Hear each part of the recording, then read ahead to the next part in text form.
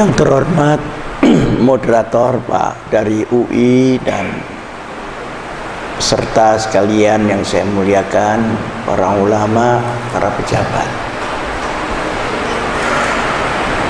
Ada dua hal yang di Indonesia ini dicampur adukkan, yakni menegakkan syariat dengan membuat negara Islam. Ini dua hal yang berbeda, tapi suka disamaratakan. Menjalankan syariat Islam untuk orang Islam itu hukumnya wajib, tidak usah disuruh. Menurut Imam Ghazali dibagi menjadi fardu ain dan fardu kifayah. Jadi tidak ada halangan apapun di negara Pancasila dan NKRI untuk menjalankan dan penegakan syariat itu untuk masing-masing kelompok yang berkepentingan pada bidangnya. Tapi kalau membuat negara Islam itu lain. Dia merombak struktur daripada negara ini. Sedangkan struktur negara ini dihuni orang Islam, orang tidak Islam, orang yang Islamnya seperti ulama, sampai Islamnya yang seperti preman. Semua ada di situ. Nah, kalau yang dimaksudkan itu negara Islam, maka akan banyak masalah yang timbul. Satu, gerakan itu akan berhadapan dengan negara. Yang kedua, akan berhadapan dengan sebagian umat Islam sendiri yang sudah sadar bahwa berkali-kali dicoba negara Islam, jadinya cuma kekacauan. Yang ketiga, akan dilawan oleh non-muslim. Yang keempat, akan menggoncangkan struktur pemerintahan. Dan yang kelima, bahwa areal Indonesia ini sebelah barat Islam, sebelah timur Kristen. Nah, ketika negara diislamkan, maka sangat mungkin akan pecah Indonesia ini secara areal.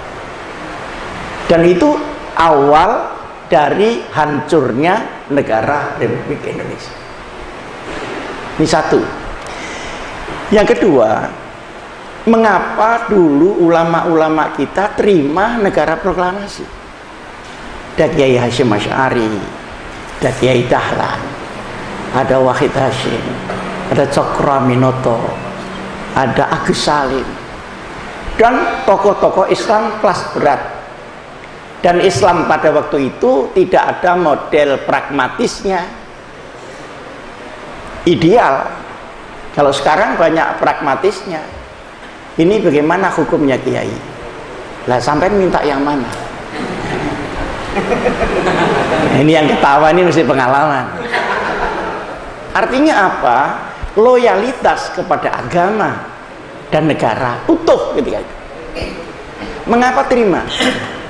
Karena pertama sebabnya terima adalah mereka menggunakan Mitsaqul Madinah, Piagam Madinah, di mana Rasulullah mengatur tata hubungan intern Islam, Islam dengan non-Muslim, mengajarkan nasionalisme, keutuhan daripada suku-suku, dan kemudian kewaspadaan terhadap perpecahan dan kewaspadaan terhadap serangan luar Madinah ke Madinah. Dan itu oleh Rasulullah secara autentik berada pada Mitsaqul Madinah. Dari 47 pasal, di sini ada tulisannya Dr. Khalil Nafis, ini moderator kita nih. Di sini ada Mitsaqul Madinah, teks dalam bahasa Arabnya dan terjemahannya bahasa Indonesia. Jadi Di dalam 47 pasal itu, poin pertama ukhuwah Islamiyah, yang kedua ukhuwah bainal firqah, yang ketiga ukhuwah bainal adyan, yang keempat ukhuwah sya'biyah, yang kelima al-muraqabah, kewaspadaan terhadap perpecahan intern, dan ukhuwah sya'biyah, nasionalisme, di mana kalau Madinah diserang oleh orang luar maka seluruh agama harus tampil bersama-sama. Ini yang menjadi pegangan syar'i dari para founding fathers kita yang Islam. Yang kedua, yang akan didirikan di Indonesia ini negara Republik Indonesia, bukan hanya negara Jakarta, negara Pasundan, negara Aceh. Nah, kalau yang dibuat negara Republik Indonesia, maka harus ada ruang untuk lintas agama dan ada ruang untuk masing-masing agama. Kalau tidak begitu pasti pecah, seperti pecahnya Pakistan dengan India. Kemudian di Pakistan sendiri karena Taifiyah, dia pecah dengan Bangladesh. Di Pakistan sendiri yang berdasarkan Quran hadis tidak habis-habisnya dari hari ke hari saling bunuh antara Syiah dan Sunni.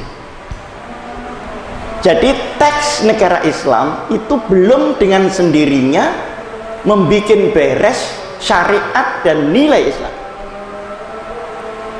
sekalipun itu diperlukan. Nah, masalah yang ketiga adalah untuk masalah-masalah konuniyah Islamiyah yang akan masuk di negara itu dibahasakan dengan bahasa nasional, tetapi yang ingin lafzon wa ma'nan ditempatkan di civil society, jamaah jam'iyah, ada NU, ada Muhammadiyah dan sebagainya. Kalau di situ mau bahsul masail sampai apapun kan boleh. Tapi yang bahsul masail kan tidak MPR. Karena MPR sendiri masail. Ini ketawanya kok terlambat, kenapa? Kurang. Nah, artinya apa? Artinya lalu bagaimana kebutuhan kita seperti yang dituntut oleh teman-teman itu yang lafzon wa syar'an itu harus Islam, tidak hanya maqasidut tasyri', tidak hanya hikmatut tasyri', tetapi juga lafzut tasyri', dibuatlah civil society jam'iyah itu. Maka NU boleh berfatwa, Muhammadiyah boleh berfatwa dan sebagainya, tapi orang Kristen tidak harus mengikuti itu. Dia harus ada ruang tersendiri untuk beribadah sesuai dengan misakul Madinah. Muhammadiyah sama NU sekarang bedanya tuh tinggal rokok tok. yang kunut, nah itu sudah tidak dibicarakan karena sudah nggak sembahyang subuh, udah kelewat. Yang 8 rakaat 20 itu gentenan aja sudah, rokok dong. Nah, ternyata ada ketua Muhammadiyah yang rokokan terus, namanya Pak Malik Fajar. Ketemu saya rokokan, loh Muhammadiyah kok rokokan, loh sementara rokokan saya jadi NU. Nanti Muhammadiyah lagi. Artinya apa? Artinya seluruh organisasi Islam yang ikut mendirikan republik pasti tahu kenapa membela NKRI dan Pancasila. Tapi yang datang belakangan Syai'un Ja'a, yang tidak mengerti dulu-dulunya, lalu dari luar negeri dibawa ke sini, bukan universalisme Islam tapi transnasional Islam. Nah, pertanyaan selanjutnya, haruskah negara menjadi negara Islam? Tadi kan Baitul Muslimin atau Darul Muslimin atau Darul Islam. Nah, haruskah negara Islam? Saya kira ini ijtihadi, bukan syar'i. Kenapa? Di negara yang monoagama seperti Saudi Arabia, silakan, karena tidak problem, semuanya siap untuk itu. Tapi Indonesia yang multi agama mana mungkin. Maka harus dibuat cara bagaimana negara itu tetap eksis, tetapi orang yang ingin lafzon dan maknan juga ada ruangnya. Kalau kita ingin membuat undang-undang ke negara yang islami, tidak usah pakai teks Islam, maknanya saja yang distorkan melalui kompilasi hukum, ya kan?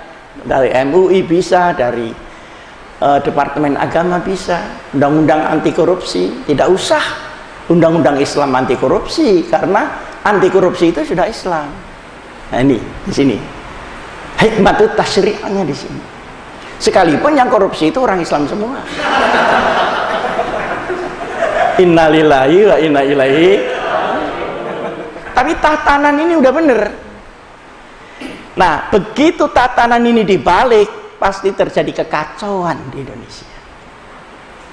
Ini pikiran-pikiran mengapa dulu ditetapkan NKRI dan didukung oleh ulama-ulama ternama dan bersih, ulama tulus.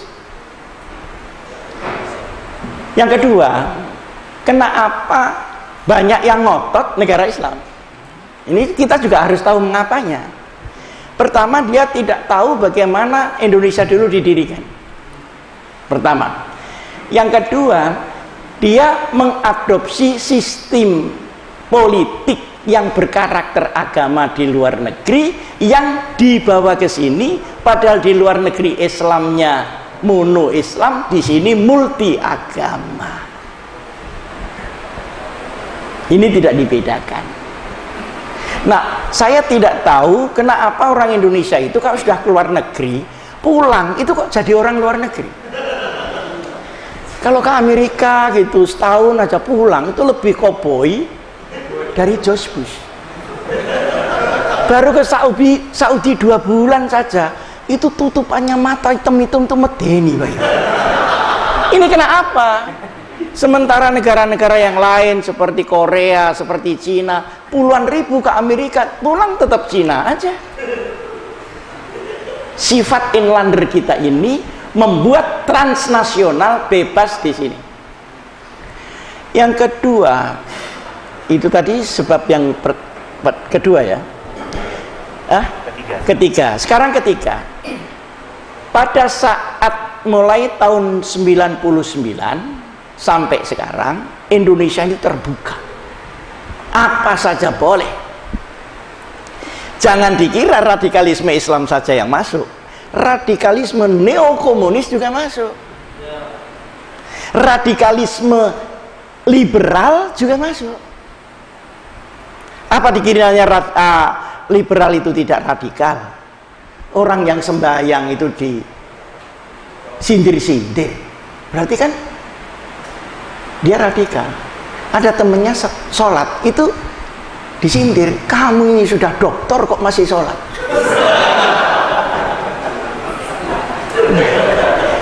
Dan ada radikalisme ekonomi yang terjadi pemiskinan tadi oleh yang Pak Dokter tadi memberikan bahwa ini embrio dari radikalisme tertentu. Tapi radikalisme karena ekonomi dan politik itu temporer, tapi radikalisme yang berkarakter agama dia permanen. Yang keempat, ada perubahan internasional.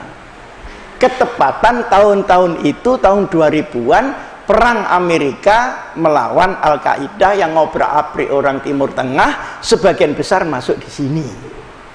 Karena spread out atau dia menyebar kemana-mana termasuk di sini, mereka melawan Amerika dari Bali, dari Jakarta, dan sebagainya, dan sebagainya.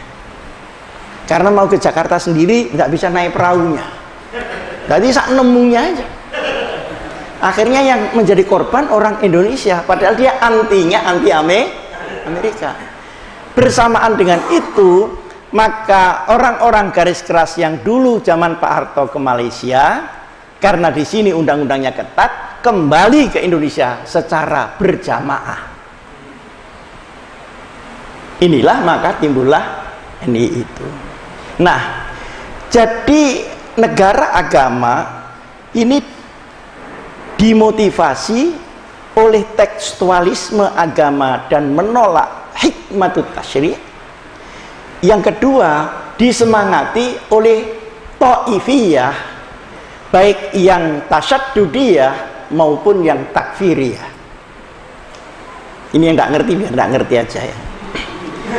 Jadi seperti Khawarij itu yang dibawa oleh Az-Zahari. Kita semuanya tahu para kiai Khawarij seperti apa, di luar dirinya dia kafir dan sebagainya. Dan ada juga yang tadi disebut Salafi, Wahabi, apa itu sebenarnya ta'ifah di mana tidak mau mengakomodasi al-adah wal urf. Sedangkan menurut imam kita, Imam Syafi'i, ma warada fi syar'i mutlaqan wala dhabita lahu wala fil lughah yurja'u ilal urf. Al-adah muhakkam. Kita mengakomodasi budaya lokal Indonesia. Sementara yang datang dari luar ke sini menganggap bahwa yang tidak ada di negaranya sana berarti bukan Islami. Nah, di sini bedanya. Mereka tidak mau akomodatif. Karena Rasulullah hidup di Saudi Arabia, maka yang di Saudi Arabia tidak ada, dianggap itu tidak ada di dalam Islam. Dia lupa lahir di Mekah, hijrah di Madinah, untuknya adalah rahmatan. Nah, apa purifikasi yang sempit ini mengakibatkan dia tidak mau mengakomodasi keadaan-keadaan di Indonesia, maka sedikit-sedikit kafir, sedikit-sedikit musyrik dan sebagainya. Sementara orang-orang Syafi'iyun yang di sini seperti kita, kalau ada orang kafir tidak dikafir-kafirkan, tapi kita berpikir bagaimana orang kafir bisa menjadi Islam. Jadi ada tawazun bainal fiqh wa da'wah wal irsyad. Sementara mereka hanya menggunakan tauhid dan fikih, tidak ada dakwah, tidak ada irsyad, sehingga pemikirannya itu diametral, saya dan Anda. Sedangkan kita orang-orang Sunni ini masuk di Indonesia mengislamkan orang Hindu dan Buddha karena akomodasi dakwah dan irsyad. Sementara mereka membuat demarkasi itu akhirnya bukan hanya rahmatan lil alamin, tetapi justru fitnatan lil muslim. Jadi marah-marahnya itu kepada yang sesama Islam aja. Nah, ini adalah gerakan-gerakan ta'ifiyah. Ada lagi gerakan-gerakan yang sia-sia. Memang dia itu bersifat politis. Nah, politis itu ada dua macam. Ada politis dari dia sendiri, ada dibuat orang di luar Islam supaya tidak pernah ada tenangnya umat Muhammad Rasulullah Sallallahu Alaihi Wasallam. Bapak harus tahu Al-Qaeda itu bikinan Amerika. Bapak-bapak harus tahu bahwa yang membenturkan sunnah dan Syi'i di Pakistan itu adalah Salafi dan Wahabi. Karena dua-duanya dianggap musyrik. Sehingga teks Islam di dalam sebuah negara itu belum dengan sendirinya memberesi syariat Nabi besar Muhammad Sallallahu Alaihi Wasallam. Nah, lalu ini sudah dicoba untuk digeser ke negara Islam, negara komunis, digeser kepada negara liberal. Alhamdulillah semuanya gagal. Tahun 48 mau dibawa ke komunis, gagal. Tahun 49 dibawa ke Kartosuwiryo, gagal. 49 juga Pak Hatta membuat maklumat untuk liberalisasi Indonesia, juga gagal. Tahun 55 di mana konstituante tidak memenuhi quorum untuk itu yang diinginkan oleh negara Islam. Jadi melewati pemberontakan juga tidak hasil, melalui konstitusi juga tidak hasil, melalui PRRI Permesta juga tidak hasil. Nah, sekarang ini menjadi berat karena ada faktor demokratisasi yang ada di Indonesia itu. Nah, sehingga Sekarang pertanyaannya timbul, kenapa kemudian tahun 83 ditegaskan kembali oleh ulama-ulama Sunni ini untuk negara NKRI itu final, tinggal mengisinya saja. Jadi terima wadahnya, pakai mekanisme yang ada untuk melaksanakan syariat, tetapi dalam konteks negara kesatuan Indonesia. Ini yang aman. Jadi kalau orang-orang teriak penegakan syariat, itu sebenarnya tidak usah teriak. Jadi langsung dikerjakan saja, langsung juga zakat, langsung juga sholat, mendirikan madrasah, kan sudah selesai. Nah, saudara, sekarang timbul pertanyaan, kenapa disebut Pancasila itu sakti? Sebetulnya nggak sakti, karena dia bukan keris. Karena apa? Karena tarik-menarik kekuatan ini tidak pernah ada yang menang. Sehingga rumusan-rumusan yang longgar itulah yang bisa menjadi payung semua, itu yang bisa dipakai. Karena semuanya bisa aman. Nah, kemudian kenapa sekarang ini marak lagi? Sudah saya jawab. Ada satu faktor yang membuat orang tidak percaya pada Pancasila, karena sila pada Pancasila itu tidak ada wujudnya di sini. Ketuhanan yang Maha Esa berganti keuangan yang Maha Kuasa. Kemanusiaan yang adil dan beradab, orang menjadi kejam dan sadis. Persatuan Indonesia, kita bertengkar di mana-mana. Kerakyatan tidak ada, yang di sini ada adalah elitisme dan istilah saya industri demokrasi. Jadi demokrasi menjadi industri. Pemimpin membayar, insya Allah kita yang di sini setiap pilkada 20 ribuan di antara kita. Keadilan sosial mana? Keadilan hukum, keadilan ekonomi, keadilan hak asasi, bentur semua. Sekarang kehormatan kita yang dihancurkan di luar negeri dengan dipancung dan sebagainya dan sebagainya. Nah, dalam kondisi seperti ini sangat mungkin dipakai agitasi. Nah, betul kan? Coba pakai syariat Islam kan selesai.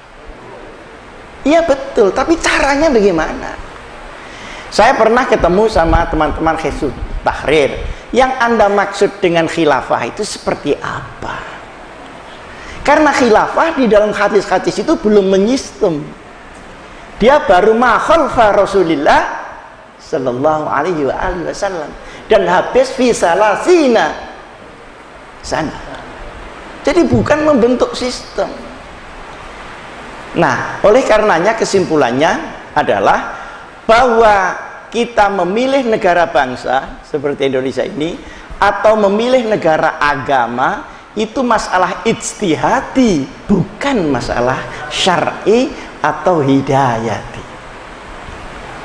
Kenapa? Karena Mitsaqul Madinah tidak menyebutkan bentuk negara, tapi menyebutkan nilai-nilai yang harus ada pada setiap bentuk negara di dunia ini. Jadi substansial, karena Rasulullah adalah maksum dan beliau memegang mukjizat, tentu sudah diberitahu bahwa di belakang hari nanti akan semakin banyak bentuk-bentuk negara di dunia ini, dan itu juga tertera di dalam hadis. Adalah tidak adil kalau orang Islam di Jepang tidak bisa masuk surga karena tidak bisa membuat Jepang menjadi negara Islam. Itu kan tidak masuk akal, kecuali akalnya orang stres. Nggak mungkin. Jadi saya minta tegasnya begini, kita pingin Indonesia ini jalan terus atau rusak di jalan? Kalau pingin jalan terus, maka pembagian antara nation state dan civil society ini supaya dilakukan dengan baik. Mari kita bersyariat sedalam-dalamnya dan seluas-luasnya tanpa membongkar sangkar negara Republik Indonesia. Assalamualaikum warahmatullahi wabarakatuh.